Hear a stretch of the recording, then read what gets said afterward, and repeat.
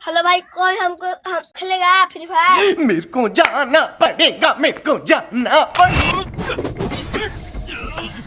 हमको साथ खेलेगा ना फ्री फायर, उसको हरा दूंगा। अब देख तू, अब तू गया बेटा, अब तू गया। देख तेरी औकात मैं दिखाता हूँ तुझे, देख। भारी मिस्टेक हो गया सर। हाय दैया, हाय दैया, हाय दैया, मार डाला रे, मार।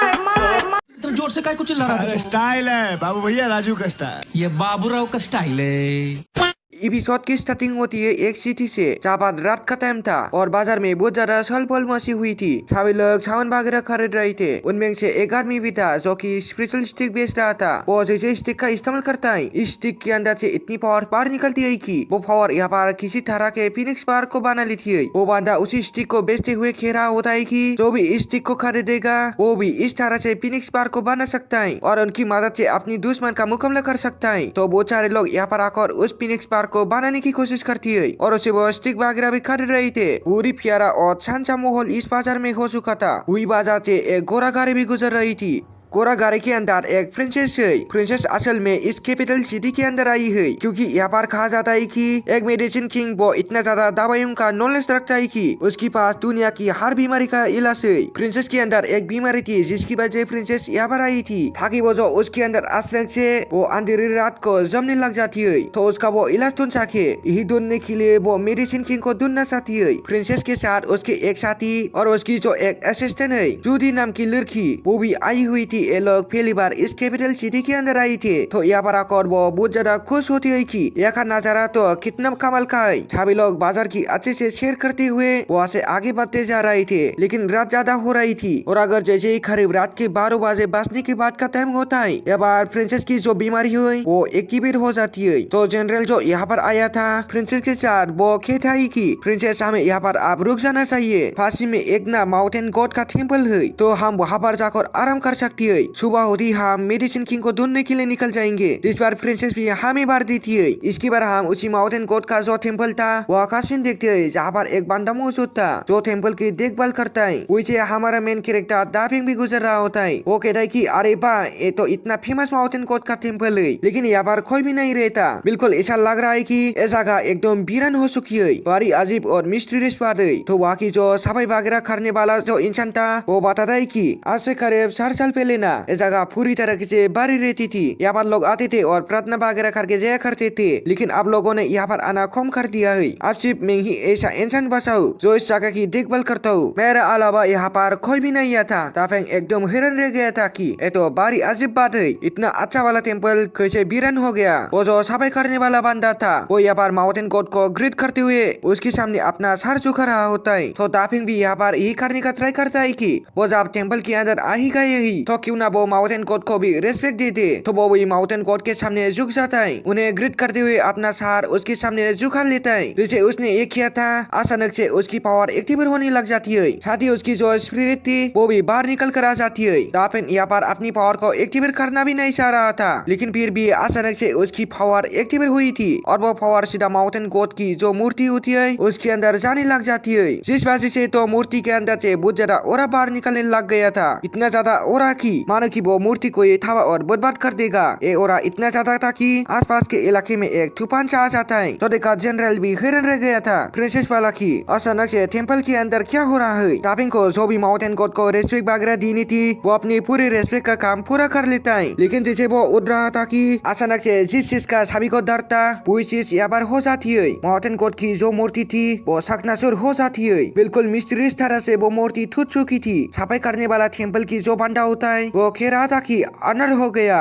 ऐसा नहीं होना चाहिए था। माउंटेन गॉड की मूर्ति टूट गई। ये एक निशानी है कि बुधवार ये तबाही आने वाली है, बुधवार ये तबाही आ जाएगी, सब कुछ खत्म हो गया। वो डरते डरते और चिल्लाते हुए वहाँ से भाग जाता है। ताफेन भी हैरान था कि यार मैं तो सिर्फ यहाँ पर अपना रिस्पेक्ट पेश करने के लिए आया था, मैंने इसके अलावा तो कुछ किया ही नहीं। तो अचानक से मूर्ति कैसे टूट गई? मुझे नहीं लगता कि मेरी वजह से टूटी होगी, ये तो अपने आप टूट गई होगी कमजोर होने की वजह से। इसलिए वो देखने लगता है है कि क्या वो यहाँ पर इस मूर्ति को पापा से ठीक कर सकता है, तो मूर्ति पहले जैसे ही हो जाएगी। लेकिन जैसे दापिंग एक काम कर रहा था, वहाँ पर प्रिंसेस का जनरल घुस जाता है। जनरल वहाँ पर आने के बाद दापिंग से कह रहा था कि देखो लड़के, हम यहाँ से न गुजर रहे थे, लेकिन रात ज्यादा हो गई है और मेरे साथ कुछ मेहमान भी आई हुई है, तो क्या हम लोग इस टेम्पल के अंदर रात गुजर सकती है? अगर तुम इसकी परमिशन देते हो तो तुम्हारा बहुत बहुत शुक्रिया होगा। दापिंग कहता कि अरे नहीं नहीं यार, ये जगह मेरी नहीं है, मैं यहाँ पर नहीं रहता, मैं तो खुद फांस से गुजर रहा था, तो एक बार टेम्पल के अंदर आ गया।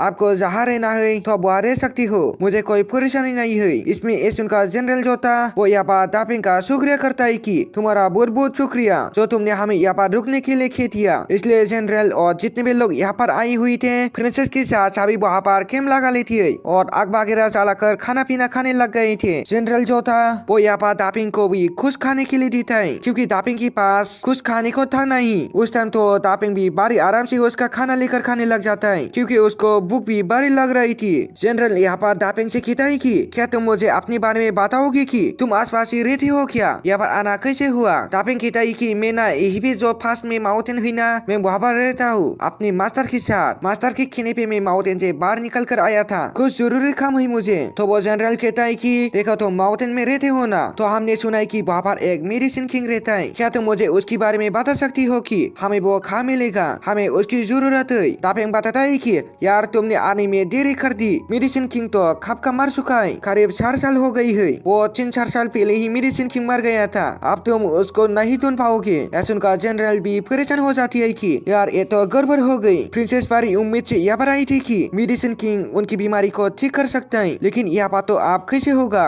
जनरल यहाँ पर गोरा गाड़ी के पास आता है और बात से प्रिंसेस से कहता है कि देखिए प्रिंसेस, मेडिसिन किंग तो अब मर चुका है, अब हमारे पास कोई दूसरा तरीका नहीं है कि हम आपकी बीमारी का इलाज ढूंढ पाए। तो सुनकर प्रिंसेस भी उदास हो जाती है। इसके बाद रात को आराम करने के लिए सभी वहाँ पर लेट जाती है, लेकिन तभी जनरल जो था उसको ऐसा लगता है कि आसपास कोई तो है, तो उसके ऊपर ही नजर रखी हुई है। वो अपना बाला निकल कर रेडी हो जाता है कि कोई भी यहाँ पर आ जाए मैं उसका मुकाबला करूंगा, ताकि प्रिंसेस को खुश ना हो। तब वहाँ पर आ जाता है शाह नाम का एक बंदा, उसको देखकर जनरल और बाकी सभी लोग हैरान रह जाती है, क्योंकि असल में ये उसी शेख का एक मेंबर हुआ करता था जाकि प्रिंसेस से, लेकिन ये एक जासूस था प्रिंसेस के दुश्मन शेख का, जो बेहरूपिया बनकर उनके शेख में ज्वाइन हुआ था। लेकिन जब इनकी सच्चाई पता चली तो प्रिंसेस ने उसको इस शेख से बाहर निकल कर फेंक दिया। तो इसी चीज से जो वो शाह नाम का बंदा था वो यहाँ पर पूरी गुस्से के चढ़ाया होता है कि आखिर प्रिंसेस की हिम्मत कैसी हुई मुझे शेख से बाहर निकलने की, वो उसको मारने के लिए यहाँ पर आया हुआ था। जनरल उसे कहता है कि देख शाह, तुम यहाँ से चले जा, तू प्रिंसेस का कुछ भी नहीं कर सकता, वरना हमसे बुरा कोई नहीं होगा। शाह कह रहा होता है कि क्यों खाली विजन पावर 12 ले किया तूने, जब मैं शेख में था तब तो तुम बहुत ज्यादा कमजोर था, तू मेरे मुकाबले का बिल्कुल नहीं है, मैं तो चुटकियों में तुझे मार सकता हूँ। तो मैं यहाँ पर प्रिंसेस के साथ साथ तुम सबको मार डालूंगा, तुम लोग मारने के लिए तैयार हो जाओ। वो एक ही अपनी शोर से स्लेश अटैक किया करता है कि जनरल और बाकी सारे सिपाही उठकर दूर फेंक जाती है। ऐसा लग रहा था कि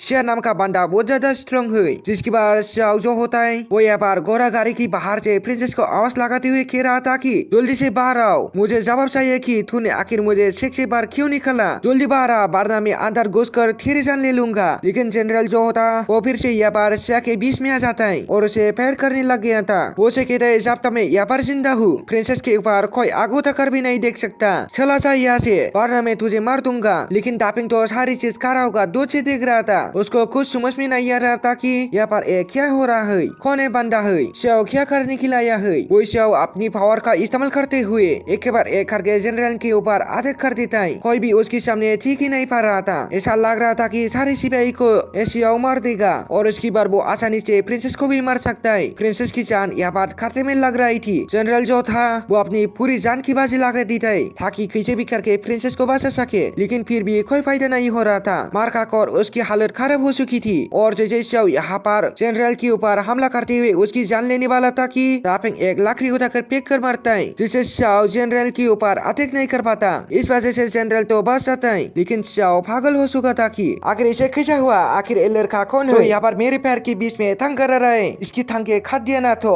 मेरा भी नाम शाह नहीं। तो अब सभी लोग को छोड़कर सीधा अपना ध्यान दापिंग की थारा भी कर देता है ताकि वो दापिंग को ही मार डाले। जनरल दापिंग से कह रहा था कि देखो तुम यहाँ से चले जाओ, तुम्हारा ये मेटर नहीं है तो तुम्हें इसमें नहीं आना चाहिए, तुम बिला बाजा के फंस जाएंगे, तुम यहाँ से भाग सकती हो। लेकिन दापिंग डरपोक नहीं था, वो थोड़ी ना यहाँ से भागने वाला है, तुम लोगों ने इतनी प्यार से मुझे ट्रीट किया। यहाँ पर मुझे अपना खाना भी ऑफर किया। तो क्या तुम लोगों की ऐसे काइंडनेस का मैं अपना दिल से थैंक यू भी नहीं कह सकता? ये मेरा थैंक यू ये समझना कि मैं यहाँ पर तुम्हारे लिए इस बंदे की जान ले लूंगा। इसके बाद दापिंग वहाँ पर अपनी पावर को एक्टिवेट करना शुरू कर देता है। जैसे उसने अपनी पावर को एक्टिवेट किया था, उसके अंदर से इतनी ज्यादा पावर बाहर निकलने लगती है कि पूरी जगह हिल गई थी, पूरा तूफान आ गया था। वहाँ पर एक बाबंदर क्रिएट हो जाता है दापिंग की पावर की वजह से। इसके बाद दापिंग वहाँ पर अपना हेवन पिलर को बाहर निकल लेता है। देखते ही देखते उसने एक के बाद एक करते हुए 2 हेवन पिलर को बाहर निकल लिया था। यह देखकर सभी हैरान रह जाती है, क्योंकि ये जो हेवन पिलर है वो इंसान की खाली विजन पावर को दिखाती है। हेवन पिलर को देखकर वहाँ पर खड़े हुए जितने भी लोग थे वो लोग कहते कि अरे बाप रे, ये हेवन पिलर 2 को यहाँ पर सामन कर लिया। इसका मतलब कि दापिंग ने यहाँ पर फाउंडेशन लेवल को भी ब्रेक तो कर लिया है। इसकी खाली विजन काफी ज्यादा हाई है। यार ये तो कम उम्र का लड़का लगता है, लेकिन इसकी खाली विजन 12 से 12 लोगों की जितनी है। दापिंग यहाँ पर अपनी और ज्यादा पावर को एक्टिवेट कर रहा होता है। वो इतने ज्यादा भयानक लग रहा होता है कि उसको दिखा रहे लोगों की